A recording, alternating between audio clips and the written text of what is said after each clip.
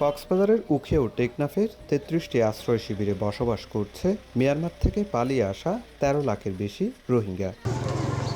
আইনশৃঙ্খলা বাহিনীর তথ্য অনুযায়ী আশ্রয় শিবিরে সক্রিয় একাধিক সন্ত্রাসী গোষ্ঠীর সদস্যরা। আধিপত্য বিস্তার, অপহরণ কিংবা মাদক ব্যবসার নিয়ন্ত্রণ নিয়ে হত্যাসহ নানা অপরাধে জড়িত তারা। এজন্য প্রধানত দায়ী করা হয় আরসা এবং আরএসওকে।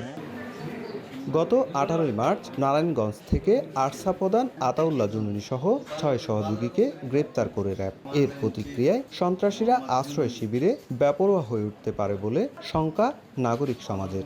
এক পক্ষ হয়তো আতাউল্লাহর গ্রেফতার খুশি হয়েছে, কিন্তু আরেক পক্ষ হয়তো খুশি হয়নি। সুতরাং এইটার একটা প্রতিফলন হয়তো ঘটতে পারে রোহিঙ্গা ক্যাম্পে। যে কোনো পরিস্থিতি মোকাবেলায় আশ্রয় শিবিরে নিরাপত্তা জোরদার করেছে আইনশৃঙ্খলা বাহিনী। টহলের পাশাপাশি বাড়ানো হয়েছে তল্লাশি কার্যক্রম। আশ্রয় শিবিরের নিরাপত্তায় এপিবিএনের ৩টি ব্যাটালিয়ন রয়েছে। পাশাপাশি গোয়েন্দা তৎপরতা বাড়িয়েছে জেলা পুলিশ।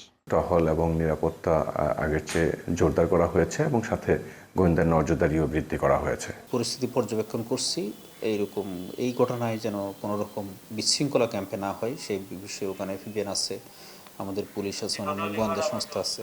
শরণার্থী ত্রাণ ও প্রত্যাবাসন কমিশন বলছে, আশ্রয় শিবিরের পরিস্থিতি স্বাভাবিক রাখতে একযোগে কাজ করছে সব সংস্থা। সকল কিছুর অংশ হিসাবেই নিয়মিত টহল চলছে এবং আইনশৃঙ্খলা প্রত্যেক ঈদের সময়ও আইনশৃঙ্খলা রক্ষা করে বাহিনী আলাদাভাবে ক্যাম্পে নজরদারিও বৃদ্ধি করে। পুলিশ, র্যাব ও রোহিঙ্গা নেতাদের তথ্য মতে গত ৭.৫ বছরে আশ্রয় শিবিরে খুন হয়েছেন ২৫২ জন রোহিঙ্গা। সুজাউদ্দিন রুবেল, সময় সংবাদ, কক্সবাজার।